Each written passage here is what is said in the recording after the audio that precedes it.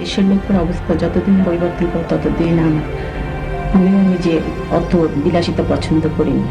বেগম খালেদা জিয়া বাংলাদেশ জাতীয়তাবাদী দল বিএনপির চেয়ারপারসন, যিনি 1991 সাল থেকে দুইবার পূর্ণকালীন বাংলাদেশের প্রধানমন্ত্রী হিসেবে দায়িত্ব পালন করেছেন। এছাড়া একবার খণ্ডকালীন সময়ে দায়িত্ব পালন করেন প্রধানমন্ত্রীর। দেশের বাইরে আমার কোনো ঠিকানা নেই, এটাই হলো আমার ঠিকানা। এই দেশের মাটি মানুষই আমার সবকিছু। বেগম জিয়া বাংলাদেশের প্রথম নারী প্রধানমন্ত্রী এবং মুসলিম বিশ্বের দ্বিতীয় নির্বাচিত নারী সরকার প্রধান। 1946 সালের 15 আগস্ট দিনাজপুর জেলায় ইস্কান্দার মজুমদার ও তৈয়বা মজুমদারের ঘরে জন্মগ্রহণ করেন খালেদা জিয়া। তার বাবা ভারতের জলপাইগুড়ি থেকে বিভক্তির পর চলে আসেন তৎকালীন পশ্চিম পাকিস্তানে। শিবিরের সভাপতির উপরে যে নির্যাতন চালানো হয়েছে এর তীব্র নিন্দা করি আমি। সাবেক এই প্রধানমন্ত্রীর আদি বাড়ি মূলত দেশের দক্ষিণ পূর্ব জেলা ফেনীতে। তিনি দিনাজপুর সরকারি বালিকা উচ্চ বিদ্যালয় এবং পরে সুরেন্দ্রনাথ কলেজে অধ্যয়ন করেন। 1960 সালে জিয়াউর রহমানকে বিয়ে করেন খালেদা জিয়া। জিয়াউর রহমান বীর উত্তম যখন বাংলাদেশের রাষ্ট্রপতি হন, তখন বেগম জিয়া ফার্স্ট লেডি হিসেবে তার সঙ্গী হয়ে যুক্তরাজ্যের প্রধানমন্ত্রী মার্গারেট থ্যাচার এবং নেদারল্যান্ডের রানী জুলিয়ানার সাথে বিশ্ব নেতৃবৃন্দের সাথে সাক্ষাৎ করেন। 1981 সালের ব্যর্থ অভ্যুত্থানে রাষ্ট্রপতি জিয়ার শাহাদাত বরণের পর তিনি 1982 সালের 2 জানুয়ারি সাধারণ সদস্য হিসেবে বিএনপিতে যোগদান করেন। 1983 সালের মার্চ মাসে দলের ভাইস চেয়ারম্যান নির্বাচিত হন এবং 1984 সালের আগস্টে দলের চেয়ারপারসন নির্বাচিত হন বেগম জিয়া। পার্লামেন্টের আজকে সংসদ সদস্যদের কথার কোনো মূল্য দেয়া হয় না। 1982 সালে বাংলাদেশ সেনাবাহিনীর প্রধান জেনারেল হুসেইন মোহাম্মদ এরশাদের নেতৃত্বে একটি সামরিক অভ্যুত্থানের পর খালেদা জিয়া গণতন্ত্র পুনরুদ্ধারের জন্য সর্বাত্মক আন্দোলনের সূচনা করেন। এরশাদের স্বৈরাচারী শাসনের অবসান ঘটাতে 1983 সালে গঠিত 7 দলীয় জোট গঠনের স্থপতি ছিলেন তিনি। 1986 সালের কারচুপির নির্বাচনের বিরোধিতা করেন এবং নির্বাচনে অংশগ্রহণ থেকে বিরত থাকেন বেগম জিয়া।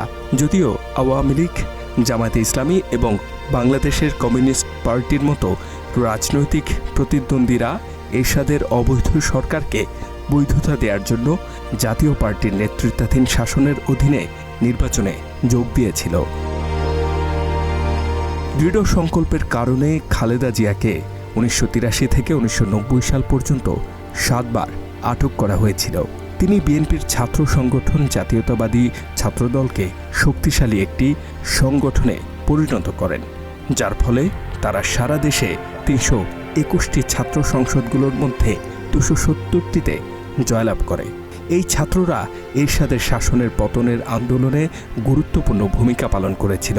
1980 দশকে এরশাদের সামরিক স্বৈরাচারের বিরুদ্ধে কঠোর বিরোধিতা এবং বাংলাদেশে গণতন্ত্র পুনরুদ্ধারের আন্দোলনে ভূমিকা রাখার কারণে আপোষহীন নেত্রী হিসেবে খ্যাতি অর্জন করেন খালেদা জিয়া। আমরা যারা রাজনীতি করি তো দেশের ভালোর জন্য। 1991 সালের 27 ফেব্রুয়ারি একটি অবাধ ও সুষ্ঠু সাধারণ নির্বাচনের মাধ্যমে দেশের প্রথম নারী প্রধানমন্ত্রী নির্বাচিত হন বেগম জিয়া। তার প্রধানমন্ত্রিত্বকালে বাংলাদেশ সংসদীয় গণতন্ত্রে পরিণত হয়। বাংলাদেশের প্রধানমন্ত্রী হিসেবে তার মেয়াদে কিছু বড় অর্থনৈতিক পরিবর্তনের সূচনা হয়েছিল। কর্মসংস্থানের হার ব্যাপকভাবে বৃদ্ধি পায় এই সময়। সেই সাথে শুধুমাত্র তৈরি পোশাক শিল্প খাতেই 5 বছরে কর্মসংস্থানের বৃদ্ধি ছিল 29%। প্রায় 2 লাখ নারী এই সময় তৈরি পোশাক শিল্প খাতে যোগ দেন। বেগম জিয়া জাতিসংঘে পদ্মার পানি বন্টনের সমস্যা উত্থাপন করেন, যাতে বাংলাদেশ পানির ন্যায্য অংশ পায়। 1992 সালে তাকে হোয়াইট হাউসে আমন্ত্রণ জানানো হলে সেখানে তিনি রোহিঙ্গা মুসলিম শরণার্থীদের সমস্যা উত্থাপন করেন এবং পরে মিয়ানমার সরকার 1990-এর দশকে প্রথম দিকে বাংলাদেশে আসা রোহিঙ্গা মুসলিম শরণার্থীদের প্রত্যাবাসনের জন্য বাংলাদেশের সাথে একটি চুক্তি করে। 1996 সালে বিএনপির নিরঙ্কুশ বিজয়ের পর খালেদা জিয়া টানা দ্বিতীয় মেয়াদে প্রধানমন্ত্রী হন। কিন্তু তত্ত্বাবধায়ক সরকারের কাছে ক্ষমতা হস্তান্তর এবং পুনরায় নির্বাচনে অংশ নেয়ার প্রতিশ্রুতির কারণে তিনি 1 মাসের মধ্যে পদত্যাগ করেন। যদিও বিএনপি 1996 সালের জুনের নতুন নির্বাচনে হেরে যায়। দলটি বাংলাদেশের ইতিহাসে সংসদে সবচেয়ে বড় বিরোধী দল হিসেবে 121টি আসন পায় সেই নির্বাচনে। মাত্র 30% টাকায় জমির মালিক হয়ে নতুন বাংলাদেশের গড়ে তোলার স্বপ্ন দেখা বাংলা বসতি।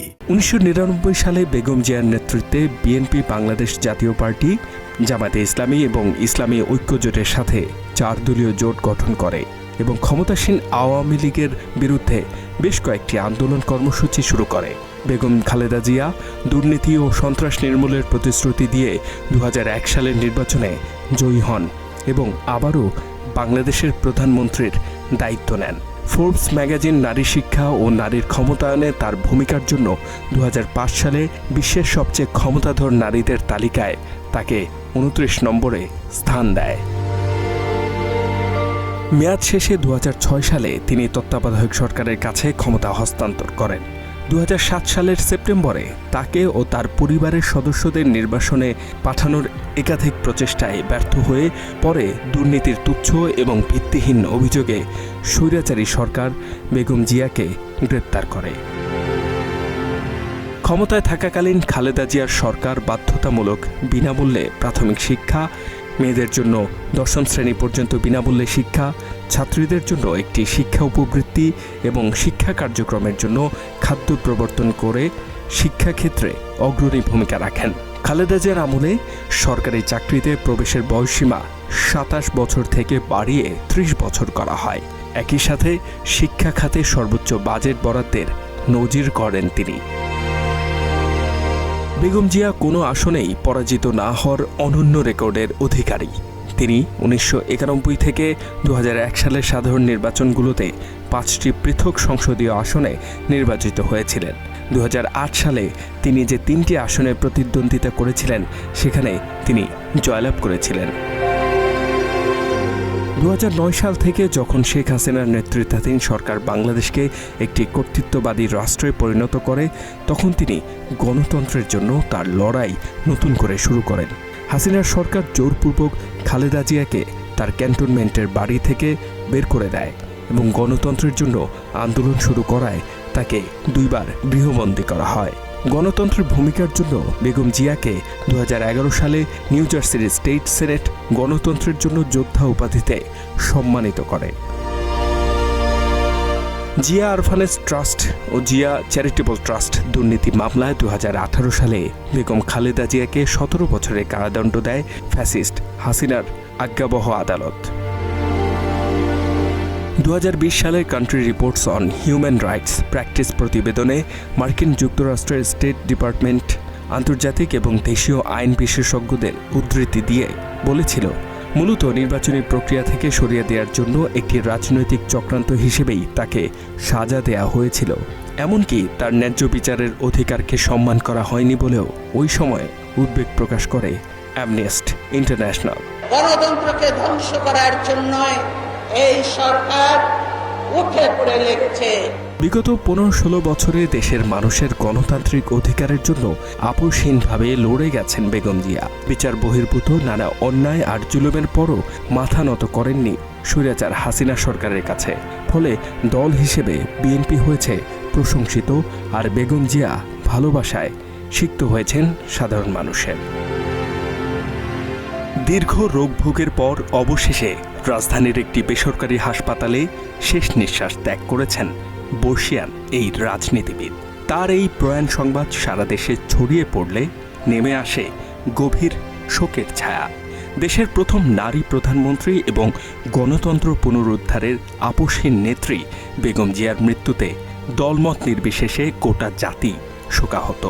এর মধ্য দিয়ে অবসান হল বাংলাদেশের নারী নেতৃত্বের এক ঐতিহাসিক অধ্যায়।